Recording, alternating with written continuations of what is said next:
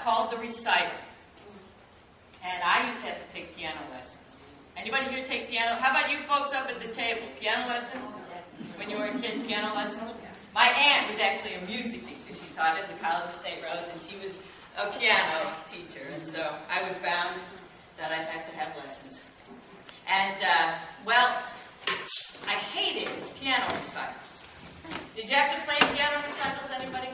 Oh, yeah. Oh, recitals, yes. The worst thing. I always got so nervous. And besides, things were always happening to me at these piano recitals.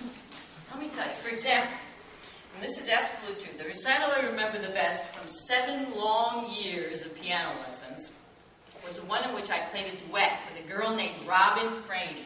Now, Robin Franey was my best friend at the time, and she was also my partner in a duet for 2 pianos, 4 hands. It was called Let's Have Fun with a Fugue. Now, I'm educated enough now to know that a fugue, F-U-G-U-E, is a musical composition. The dictionary says it's a musical composition in which different parts successively repeat the theme. A fugue. But at the time I got this recital piece, I was a kid, and I had never heard that word before, and I'd never heard it pronounced, I'd never seen it, I didn't know what it meant. But I was so happy to have a piece chosen for me by Sister Jerome, our music teacher.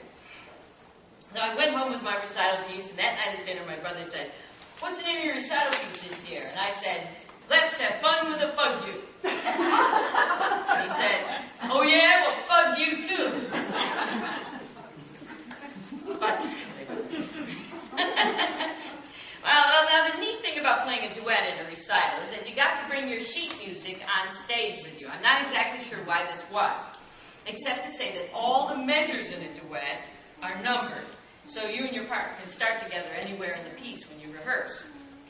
Anyway, Robin and I were the only ones that were playing a duet in this particular recital, so we were the only ones that got to bring our sheet music on stage with us. It was the afternoon of these recitals. It was a hot Sunday in late June. Didn't they always take place then? Hot, hot day. The auditorium was stuffy and filled with relatives. On stage, there were 2 of those huge grand pianos back to back, with a keyboard facing off stage right and off stage left, so the performers could look at each other over the tops of the piano as they played. Now, because it was so hot, behind the stage left piano, the one over here, there was one of those tall, oscillating floor fans. And when I came out on stage, I crossed over to the stage left piano, that was mine, and I had my music with me. And I noticed that the fan was on, and it was creating a pretty powerful wind whenever it blew toward the piano. But at the time, I didn't think anything about it. I stood at my piano. Whoa, there we go. I waited until Robin got to hers, and then we both sat at exactly the same moment, just as we rehearsed. We readied our hands above the keyboard, and at a nod from Robin, we began to play. The first few measures went beautifully. Unfortunately, when I went to turn my page, that big old fan oscillated back my way and blew my sheet music right off the piano. I just watched it float to somebody's lap in the front row. I just stared at it, and my fingers kept on moving over the keys, playing random notes. Kind of like one of those chickens that keeps on running around after it gets its head chopped off. Now, as soon as I pulled myself together, I realized that I would have to get my partner's attention as unobtrusively as possible in a full view of a packed auditorium. You see, Robin, a model of concentration, had not stopped playing. And she didn't seem to notice that I wasn't playing with her. In fact, she didn't seem to be aware of what was going on my side of the stage at all. So I decided to whisper across that huge expanse of grand piano. I said, "Robin, wait a minute. My music blew off the piano. Pick it up in measure 23. She continued to play. Well, the audience was already laughing when I went and picked up my music from the man whose lap it was blowing into, and I brought it back and put it on the piano. She's still playing away over there, and I opened it up and I to the right page, and I whispered again, "Robin, my music blew off the piano. Pick it up in measure 23. Start at measure 23.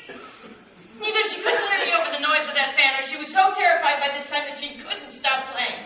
Anyway, I panicked, forgot to whisper, and yelled over to her, "Damn it, Robin, will you wait